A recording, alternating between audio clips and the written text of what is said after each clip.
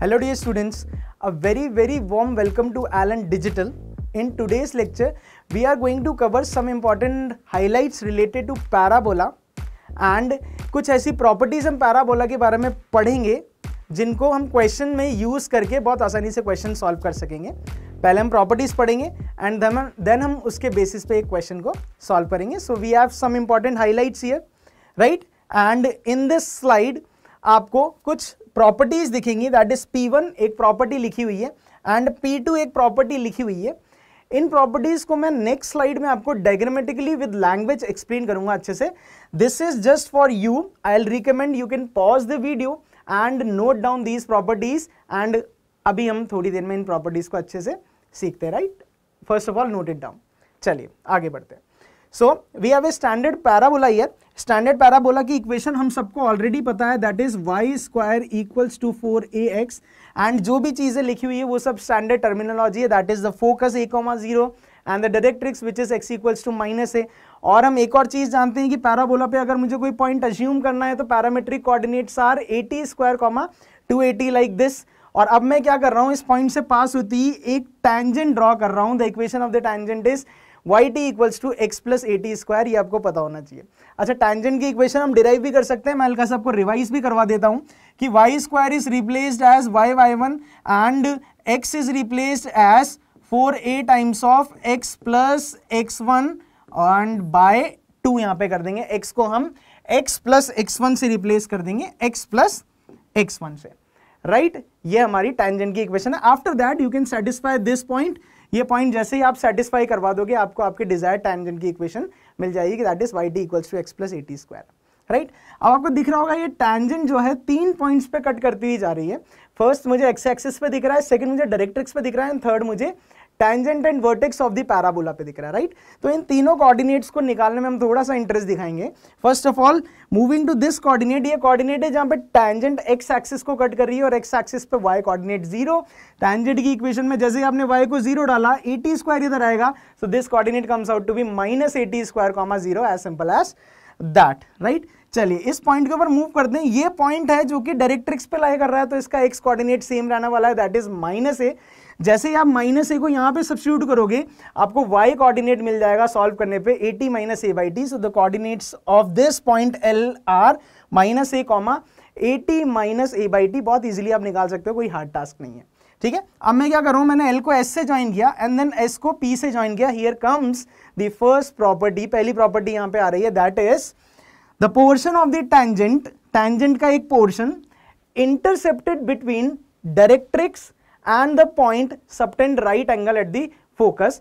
यानी कि मैं क्लेम कर रहा हूं कि ये जो एंगल होने वाला है आपका, ये एक 90 डिग्री या फिर राइट एंगल होने वाला है। ये वाला जो पोर्शन है टैंजेंट का, ये फोकस पे 90 डिग्री एंगल सबटेंड करेगा। अब ये तो हो गई प्रॉपर्टी। सर मैथ्स में बोलने से कुछ नहीं होता कि maths is all about calculation and proofs, तो इसको हम प्रूफ भी करके देखते हैं।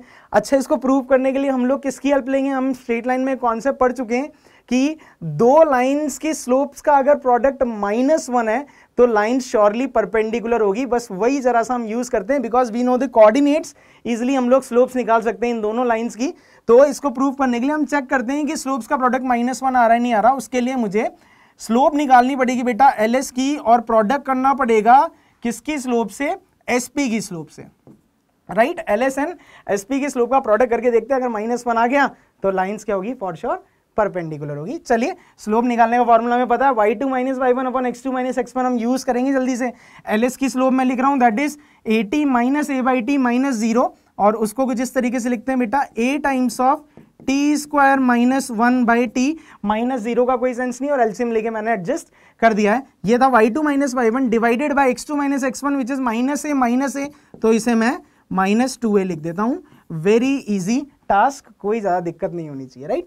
अब हम SP की स्लोप अगर लिखेंगे, that is 280 - 0 will be 280 and denominator में 80² -a कॉमन लिया बेटा, तो यहां पर आ जाएगा t² -1। अब देखते हैं कि चीजें कैंसिल आउट हो रही है नहीं हो रही है। देखिए 2a से 2a गया, t से t गया, t² -1 से t² -1 गया, a से a गया, और जो रिजल्ट है ये माइनस साइन के साथ इंक्लूड करके मैं लिखूं तो -1 आ गया। That means these two lines must be perpendicular. ये दोनों परपेंडिकुलर है, ये angle 90 degree, hence proved, right? चलिए आगे बढ़ते हैं, पहली प्रॉपर्टी यही थी। अब हम नेक्स्ट प्रॉपर्टी के लिए मूव ऑन करते हैं।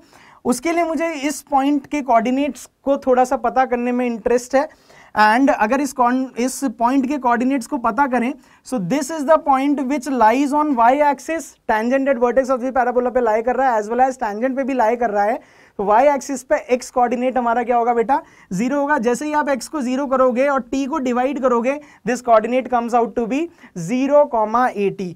मैंने जी को एस से मिला दिया, and the coordinates of G are 0,80। बहुत इजीली आप अच्छे से निकाल सकते हैं इसको, right. Now here comes the second property, आपने लिख रखा है, बस सुनिए मैं क्या बोल रहा हूं। The perpendicular drawn from the focus to the tangent meets at tangent at vertex. मतलब फोकस से अगर मैं परपेंडिकुलर डाल रहा हूं टेंजेंट पे, तो वो टेंजेंट एट वर्टेक्स पे मीट करेगा। इसका मतलब बेटा मैं क्लेम कर रहा हूं कि this angle must be a right angle और 90 डिग्री एंगल, राइट। प्रूव करने का तरीका बहुत इजी, जो कॉन्सेप्ट हमने यहां यूज किया वही कॉन्सेप्ट हम यूज करके इसे भी प्रूव कर देंगे। That is slope of G S into slope of G P must be -1। एक मैंने प्रूव कर दिया है, ये वाली मेहनत अब थोड़ी सी आप करेंगे। आप ऑब्जर्व करेंगे कि स्लोप का प्रोडक्ट -1 आया, मतलब ये दोनों लाइंस क्या हो गई, परपेंडिकुलर हो गई। एंड दोनों प्रॉपर्टीज मैंने आपको बता दिया, ठीक है। अब प्रॉपर्टीज तो मैंने दोनों आपको बता दी, लेकिन इनका कुछ एक्सटेंडेड पार्ट भी है। क्या? एक प्रॉपर्टी में अच्छे से जानते हैं कि जो सर्कल का डायामीटर होता है वो सर्कल के हर पॉइंट पे 90 डिग्री एंगल सबटेंड करता है। कोई भी पॉइंट आप सर्कमफेरेंस पे लेंगे तो 90 डिग्री एंगल आपको वहां पे मिलेगा, राइट। तो वही प्रॉपर्टी में यहाँ पे यूज कर रहा हूं, क्या कि taking PS as diameter, PS को डायामीटर लेके या फोकल रेडियाई, पीएस को फोकल रेडियाई भी बोल सकते हैं, फोकल रेडियाई को डायामीटर लेके हम अगर एक सर्कल ड्रॉ करें तो वो टेंजेंट एंड वर्टेक्स को इस जी पॉइंट पे टच करता हुआ जाएगा। ये इंपॉर्टेंट है, मैं बोल रहा हूं टच करता हुआ जाएगा। ऐसी भी पॉसिबिलिटी सर हो सकती थी कि अगर मैं सर्कल ड्रॉ करता तो ये ऐसे इंटरसेक्ट करता हुआ निकल जाता, लेकिन आपने स्पेशली बोला है सर कि ये क्या करेगा, टच करता हुआ जाएगा। तो ये जो स्पेशल पॉइंट हमने यहाँ पे इंक्लूड किया, इसको भी प्रूव करने की जरूरत हमें पड़ने वाली है, क्योंकि इंटरसेक्ट करके हमने तो बस ये प्रूव किया कि दोनों लाइंस परपेंडिकुलर है। ये थोड़ी श्योरिटी हो जाएगी वो जो सर्कल हमने बनाया है वो टच करता हुआ जाएगा। दैट मीन्स हमें प्रूव करना है कि ये जो वाई एक्सिस है इस सर्कल के इस जी पॉइंट पे टैंजेंट होने वाली है, राइट। उसके भी मेथड्स हैं। पहला मेथड मैं आपको ओरली बताता हूँ, थोड़ा सा टीडियस है लेकिन वो भी एक अच्छा मेथड है। आप सर्कल की इक्वेशन लिख सकते हैं, डायमीटर के एंड पॉइंट्स हमें पता है, डायमेट्रिक फॉर्म ऑफ सर्कल भी हमें पता है, उससे हम सर्कल की इक्वेशन लिख सकते हैं। अब इक्वेशन लिखने के बाद आप ऑब्जर्व करोगे कि यहाँ जिस पॉइंट पे टच कर रहा है वो वाई एक्सिस है, that means x coordinate must be 0, x coordinate 0 होना चाहिए।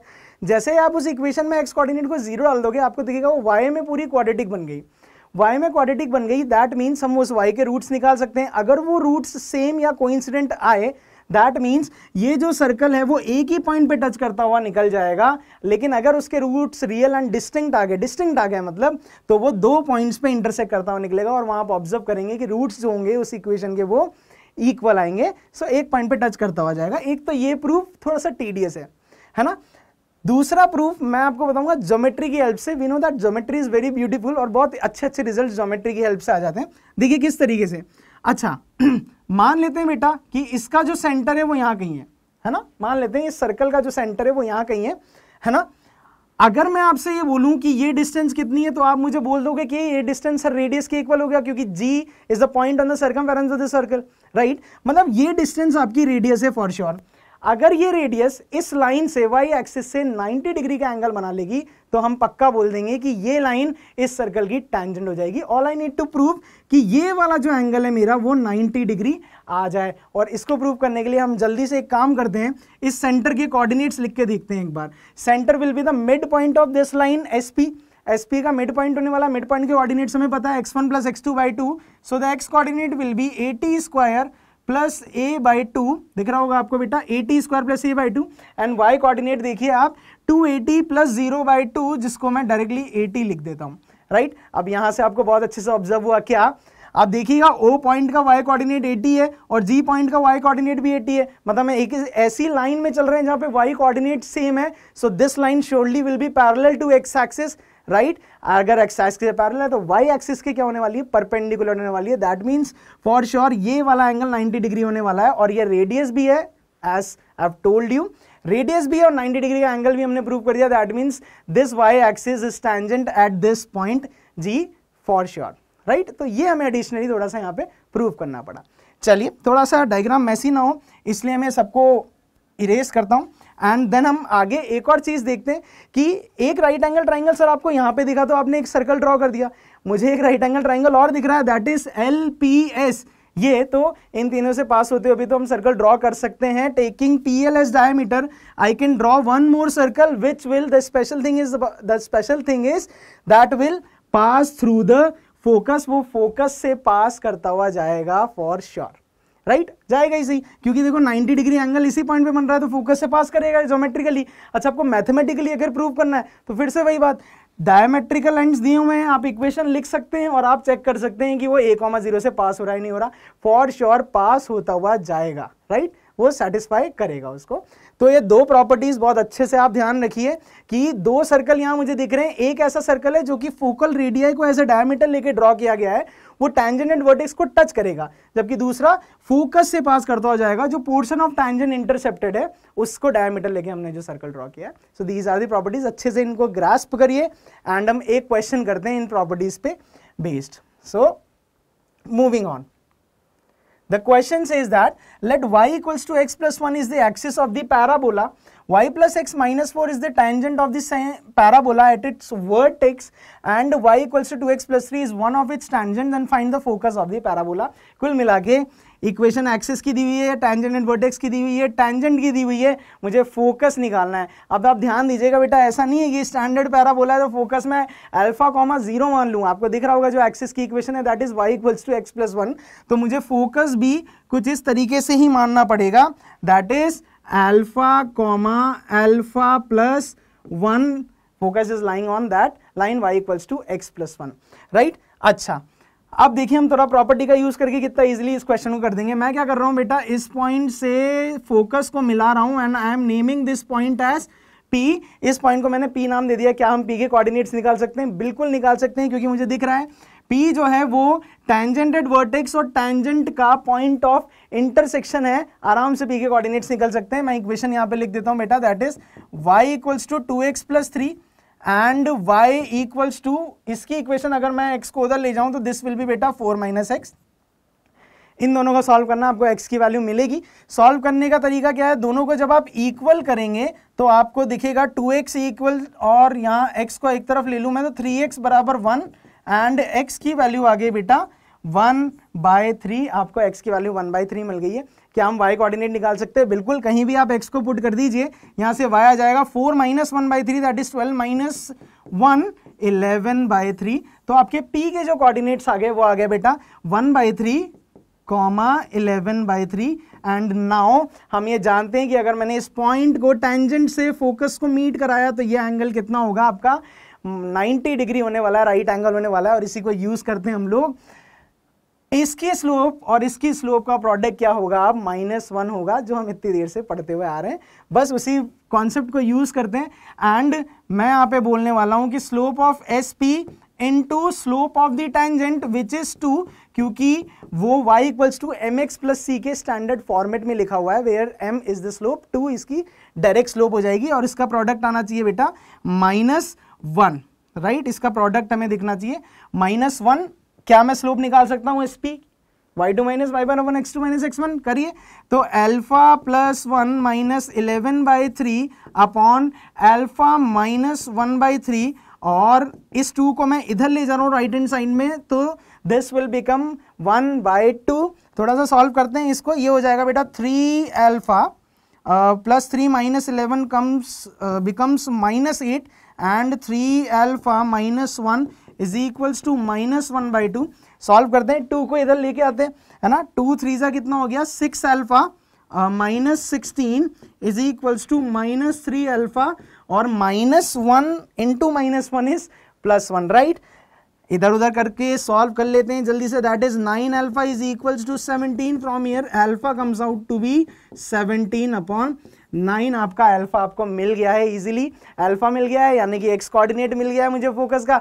y कोऑर्डिनेट के लिए अल्फा +1 कर देंगे. 17/9 +1 which will be 26/9. So these are the coordinates of the focus That's it for this lecture.